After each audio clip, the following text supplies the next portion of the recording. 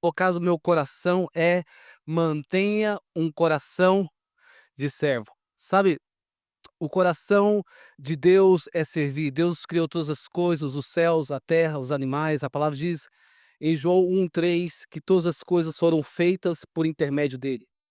E mesmo assim ele continua nos servindo. Quando Deus criou o homem, ele fez com o coração para servir. E eu quero que você grave essa frase que diz: o servir é a forma que Deus escolheu para revelar o potencial e o propósito que está dentro de nós. Vou falar novamente. O servir é a forma que Deus escolheu para revelar o potencial e o propósito que está dentro de nós. Lembra da parábola do talento? Jesus compara o reino dos céus a um homem que, ao sair de viagem, confia a sua propriedade aos seus servos. E a um servo ele dá 5 talentos, a outro ele dá 2 talentos, ao terceiro ele dá 1 talento. E o mais interessante dessa palavra é que ele termina assim: cada um segundo a sua capacidade. O que aconteceu é o que tinha 5 talentos multiplica, o que tinha 2 talentos também multiplica, mas o que tinha 1 talento, com medo, ele enterra o seu único talento que ele recebeu. Sabe, quando o Senhor volta, ele pede conta e ele começa agora a elogiar os 2 primeiros servos, chamando os servos bons e fiéis.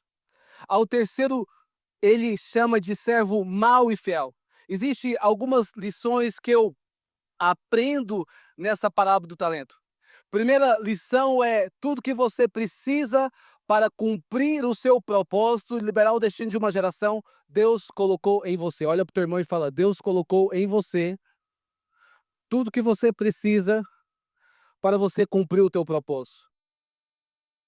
Deus não colocou em outra pessoa, Deus colocou em você.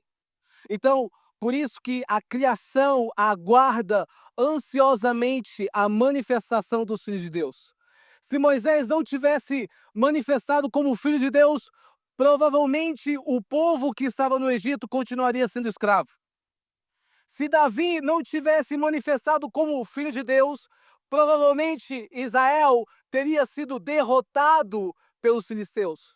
Coisa que são filhos de Deus, coisa que acreditam que Deus chamou para esse tempo, coisa que só você que acredita aí, dá um glória a Deus.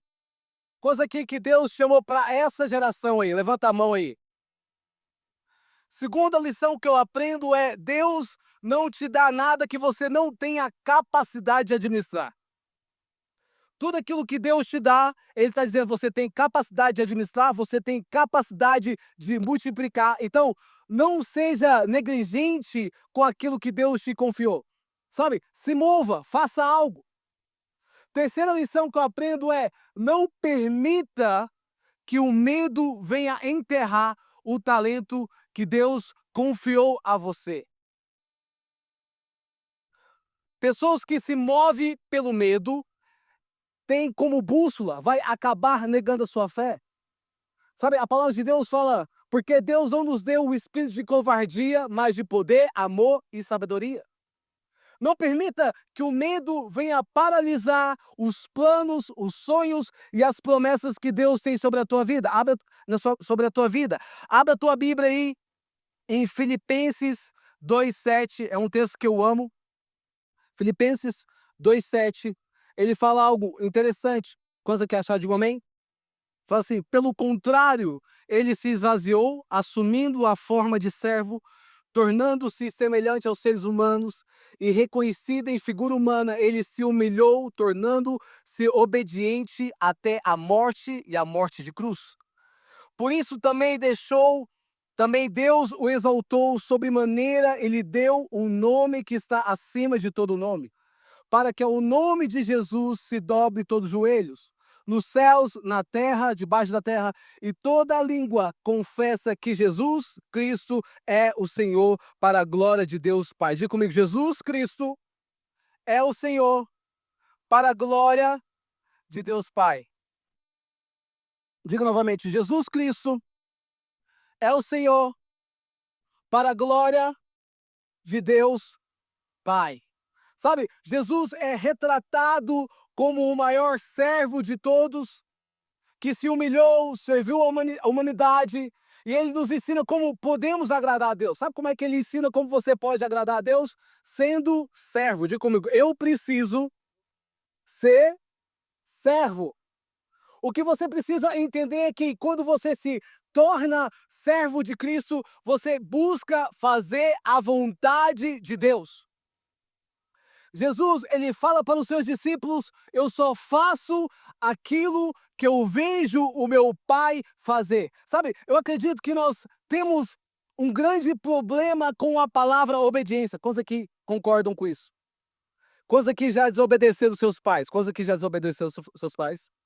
Coisa que já foram teimosos em certas coisas que Deus está te direcionando, coisa que só você que já fez isso, levante sua mão aí, vamos ver. Amém, glória a Deus, todo mundo aqui, então a gente está na mesma comunidade. Eu acredito que nós temos um grande problema com a palavra obediência.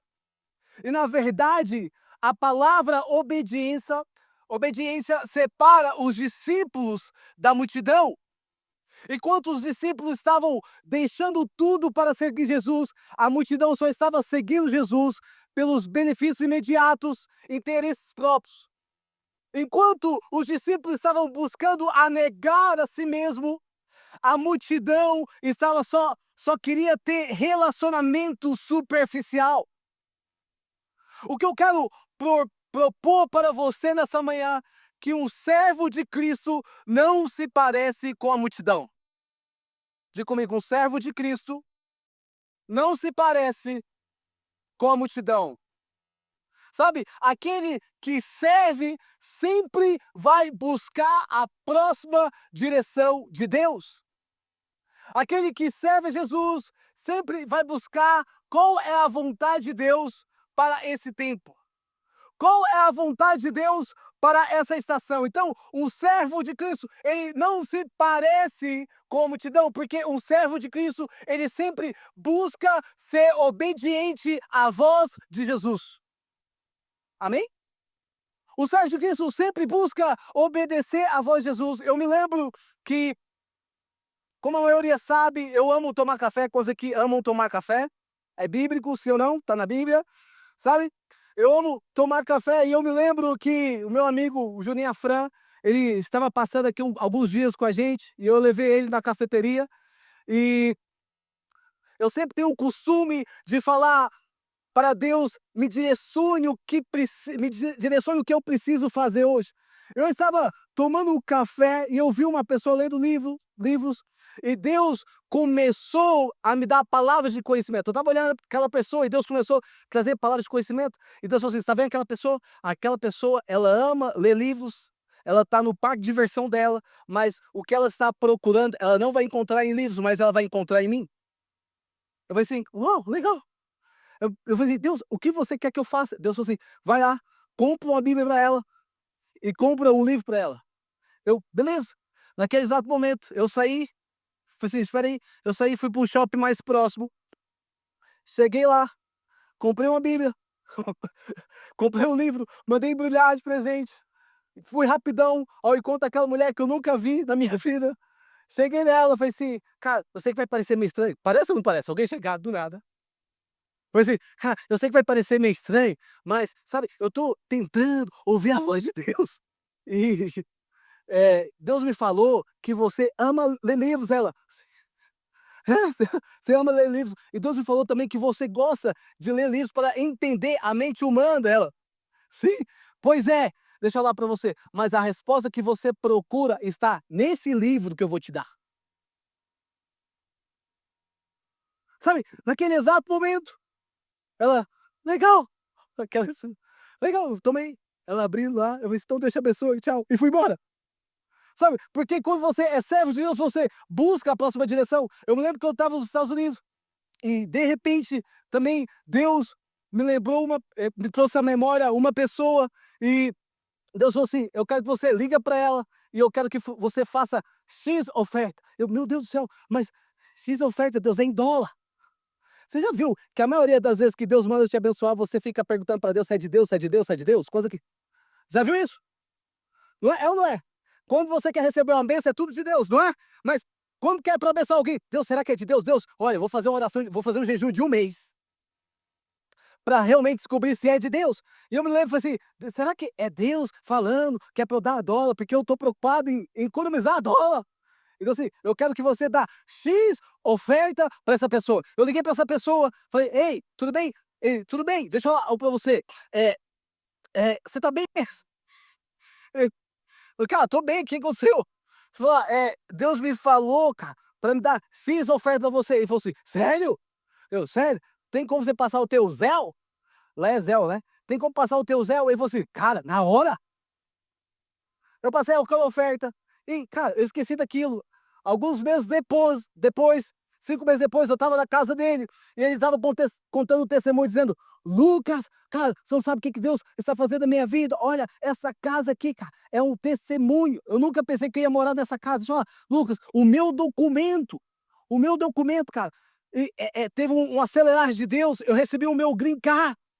Aí a esposa dele falou assim: Lucas, você não sabe que tal dia você foi uma resposta de Deus para a minha vida? Porque aquele dia nós estávamos perguntando, Deus, será que realmente é para nós voltarmos para o Brasil? Porque nós não estamos vendo uma janela de oportunidade, nós não estamos vendo coisas fluir sobre as nossas vidas, nós não temos nem o dinheiro do aluguel, Jesus. Lucas, aquele dia, quando você ofertou aquele valor, aquele dinheiro era para pagar o nosso aluguel e era Deus falando: permanece firme nas minhas palavras. Vamos aplaudir o Senhor Jesus?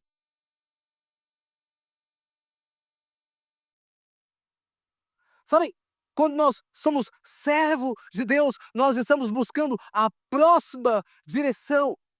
E Jesus começa a ensinar os seus discípulos: o maior é aquele que serve. Diga, teu irmão, o maior é aquele que serve. Sabe, o maior é aquele que serve. Se você quer ver a transformação da sua cidade, você precisa servir. Se você quer ver a transformação da sua família, você precisa servi-la. Se você quer ver a transformação dos seus amigos, você precisa servi-los. Porque você só tem autoridade sobre aquilo que você serve. Quantos aqui querem ver a transformação da sua família? Quantos aqui querem ver a transformação dos seus amigos? Sabe, coisa que querem ver a transformação da sua cidade. Nós, como cristãos, precisamos servir a Cristo Jesus. Agora, segundo ponto que nós precisamos aqui para servir o Senhor Jesus, nós precisamos examinar as nossas motivações. Por que fazemos aquilo que fazemos? Se a motivação de Jesus era abençoar pessoas, levar esperança, a nossa também precisa ser. Ele é o nosso maior exemplo. Sabe, Jesus não veio para estabelecer uma religião, mas ele veio para revelar o coração do Pai. Sabe, muitas vezes nós vivemos para construir o nosso próprio mundo, preocupados apenas com os nossos próprios problemas, mas o Senhor deseja que venhamos olhar para além de nós mesmos. Se a sua motivação for apenas construir algo que estabelece no seu próprio nome, você nunca conseguirá servir ao Senhor. Se tudo aquilo que você está construindo morre em você, eu lamento dizer, mas você não está servindo ao Senhor. Porque a palavra diz em João 6,38, porque eu desci do céu, não para fazer a minha própria vontade, mas a vontade daquele que me enviou. Sabe, Deus, ele te enviou com um propósito. Coisa que entende disso. Coisa que entende que você não é um erro, que você não é obra do acaso, mas Deus te enviou com um propósito. Então, nós vamos ver aqui que em todo momento que Jesus estava servindo, ele estava revelando a vontade de Deus Pai. Como é que ele estava revelando a vontade do Pai?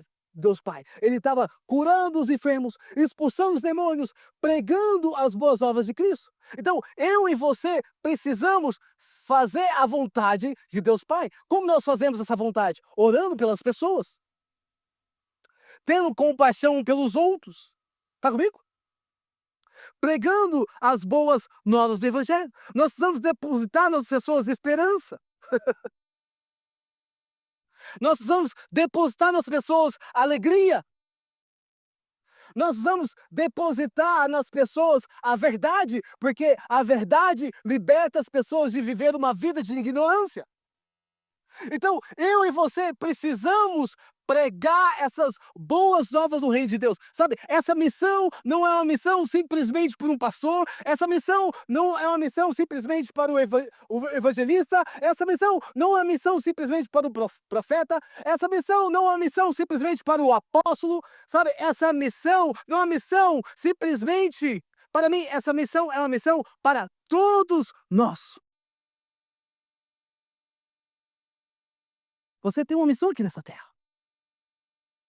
E o que Deus irá cobrar de você é o que você fez com o teu tempo, o que você fez com o teu talento, o que você fez com o seu tesouro, o que você fez com o título que Deus te colocou, o que você fez à mesa que Deus te conectou. Essa é uma missão que nós precisamos começar agora a entender por que nós fazemos. O que nós fazemos. E por que nós fazemos isso? E nós vemos aqui que você só sabe que a sua motivação é correta quando eu estou servindo, sem esperar algo em troca. Quando eu sei que a minha motivação é correta, quando eu não estou esperando nada em troca. Como assim? Como assim? Você está gastando tempo comigo, o que você quer? Como assim? Você ora comigo, o que você quer? Não, eu não estou esperando nada em troca, porque Jesus é digno, diga comigo, Jesus é digno do seu tempo. Sabe, Jesus é digno. Quando servimos com esse coração, estamos manifestando o reino de Deus. Você consegue entender que apóstolo Paulo teve um encontro tão poderoso com Jesus, que as suas cartas em Romanos, Filipenses, Tito, apóstolo Paulo se apresenta como servo de Cristo. Eu, apóstolo Paulo, servo de Cristo, separado para o evangelho. Apóstolo Paulo, ele teve um encontro tão impactante com Jesus Cristo, que ele fala, viver é Cristo e morrer é lucro. Apóstolo Paulo, ele teve um encontro tão impactante, tão genuíno, que ele fala o seguinte, ele começa a confrontar, ele começa a exortar os cristãos, dizendo, seja os meus imitadores como eu sou de Cristo. Será que as pessoas podem imitar você? Será que as pessoas conseguem ver Jesus em você? Era isso que o apóstolo Paulo estava dizendo. Vocês querem conhecer Jesus? Olha para mim. Vocês querem saber quem Jesus é? Seja meus imitadores. Apóstolo Paulo não estava terceirizando a responsabilidade. Apóstolo Paulo não estava falando assim, cara, olha, não olha para mim não, porque eu sou falho. Apóstolo Paulo não estava terceirizando, falou assim, olha, deixa eu falar para você, não fica olhando para mim, ó, olha para Jesus. Não, ele estava assim, cara, deixa eu falar para você. Se você quer ser um cristão de verdade, você precisa ser meus imitadores, porque eu sou de Cristo. Sabe, um servo de Cristo Jesus se parece com Jesus. Deixa eu falar novamente.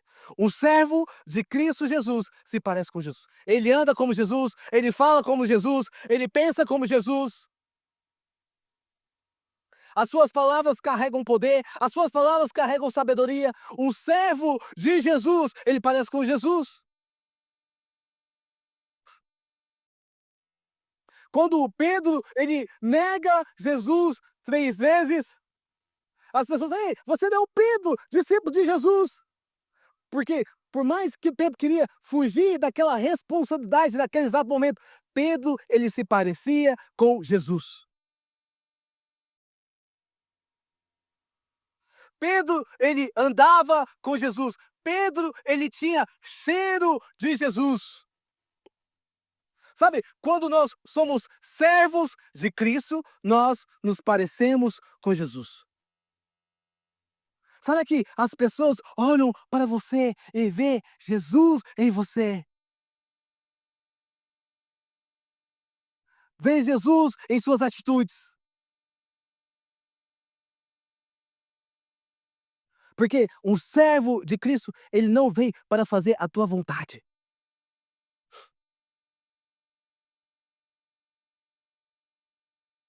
O servo de Jesus, ele não se move pelos os desejos da sua carne, ele não se move pelas suas decisões, mas o servo de Jesus, ele está disposto a negar a si mesmo, tomar a sua cruz e seguir a Jesus.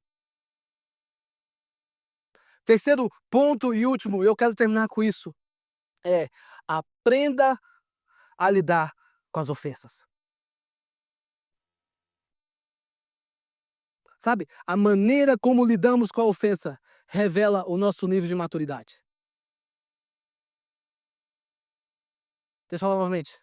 A maneira como nós lidamos com ofensa revela o nosso nível de maturidade. Se tem alguém que nos consegue ofender, se chama família. Quantos aqui concordam com isso? Se tem alguém que nos consegue ofender, se chama amigos, que tem aquela intimidade, sim ou não? Eu me lembro que quando eu pensava que eu estava muito crente, meu pai vinha e dava uma cutucada.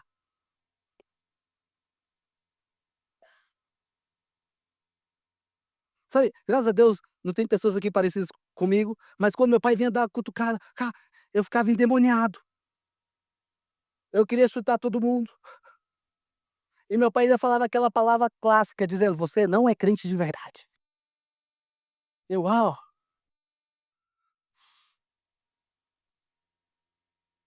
como assim? Eu não sou crente de verdade". "Você não é crente. Se você fosse crente, você ia honrar o teu pai".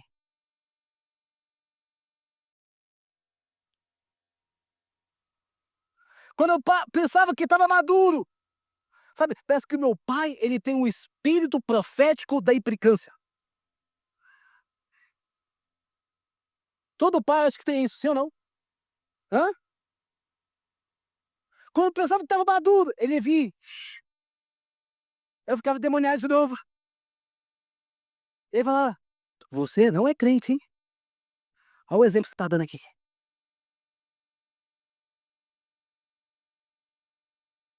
Até no momento que eu comecei a entender o fruto do espírito, comecei a ter equilíbrio nas minhas emoções. Quantos aqui precisam de equilíbrio nas suas emoções? Diga amém. Opa! Quantos aqui precisam de equilíbrio? Diga amém. Quantos aqui precisam de paciência? Diga amém. Eu preciso de paciência, cara. Quantos aqui são explosivos? Diga glória a Deus. Eu sou explosivo. Sabe, eu comecei a ter o fruto do Espírito Santo de Deus. No que ele cutucava, eu falei assim: ah, viu aí, papai? Eu tô parecido mais com Jesus agora". Sabe, nós precisamos aprender a lidar com as ofensas. Precisamos aprender a não levar as coisas para o pessoal. Sabe, pessoas ingratas, deixa eu falar algo para você, eu quero que você guarde a sua vida. Pessoas ingratas sempre existirão.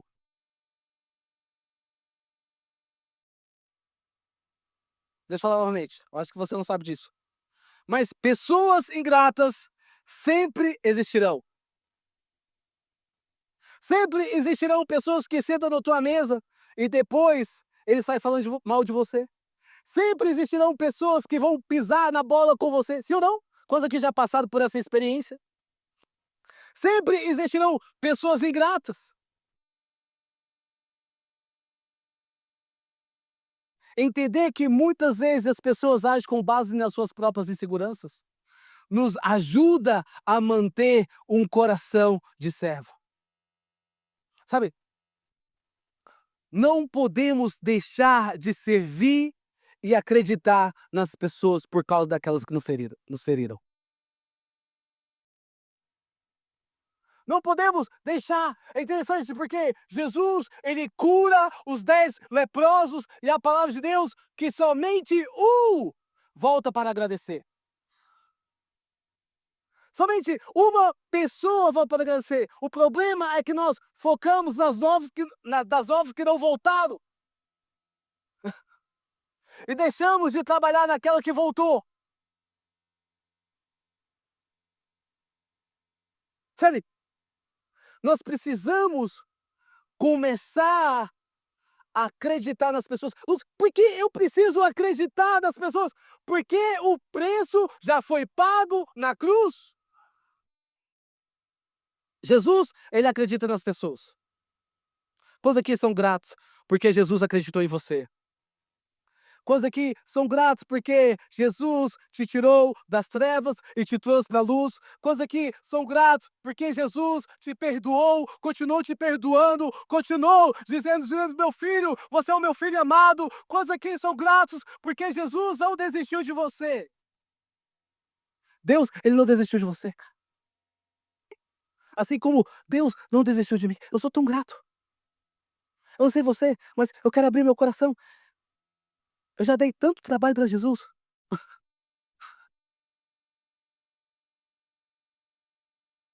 Será que realmente Deus pode fazer algo na minha vida? Será que realmente Deus pode mudar a minha perspectiva? Será que realmente um dia eu posso ser o verdadeiro cristão? Será que realmente eu posso ser uma pessoa que ama Jesus mais do que minha própria vida? Sabe, eu dei tanto trabalho para Jesus, mas mesmo assim Deus continua acreditando. Eu me lembro que quando os profetas, coisa que lembro dos profetas daquela época que revelava até o fio do cabelo, coisa que acredita.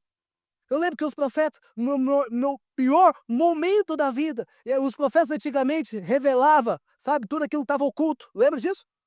Eu lembro que o profeta chegava na igreja e eu falei assim: "Ixi, esse aí é dos bons".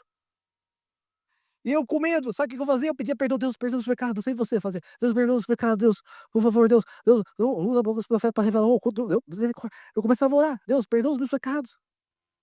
E o profeta, sabe o que que o profeta fazia? "Ei, você". Aí eu? É, você mesmo. Eu?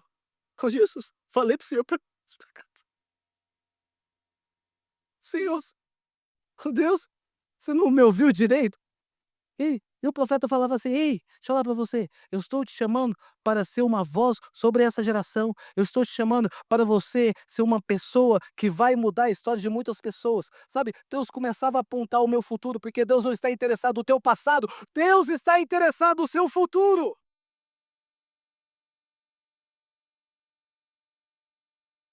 Oh, que poderoso isso! Como é poderoso quando nós acreditamos nas pessoas. Como é poderoso quando nós olhamos para as pessoas com o olhar de Jesus.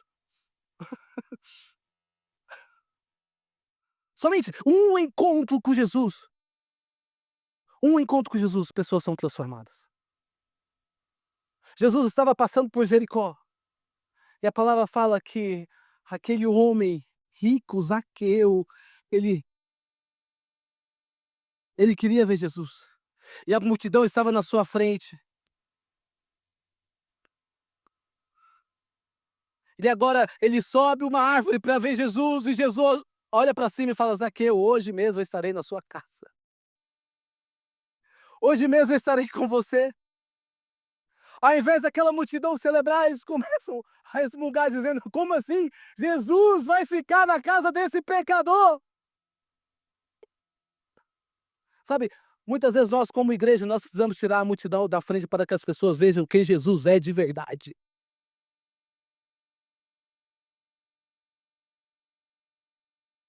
Sabe, só bastou um encontro com Jesus, um encontro com Jesus. Zaqueu teve a vida transformada. Sabe o que nós queremos nesse momento como servos? Nós não queremos apresentar para vocês uma religião, nós não queremos apresentar para vocês um sistema, nós queremos apresentar para vocês Jesus Cristo. Jesus Cristo. Ele pode mudar a sua vida. Ele pode mudar a sua história.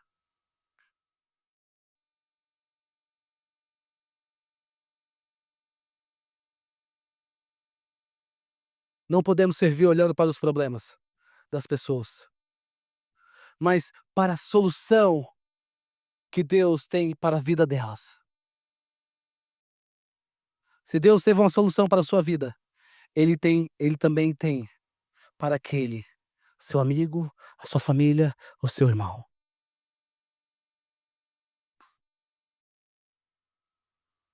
Sabe, nós não podemos pagar por aquilo que Jesus fez por nós. Ele morreu por nós, mesmo sabendo das nossas inúmeras falhas. Algo que você precisa entender, é impossível, diga comigo, é impossível, normalmente, é impossível pagar essa dívida. Por isso que tudo que nós fazemos hoje precisa apontar para o nosso Salvador. Deus está te convidando nessa manhã a ser um servo de Cristo. Deus está te convidando nesse momento a gastar a sua vida por aquele que é digno. Mesmo que Jesus não tivesse morrido por você, ele é digno.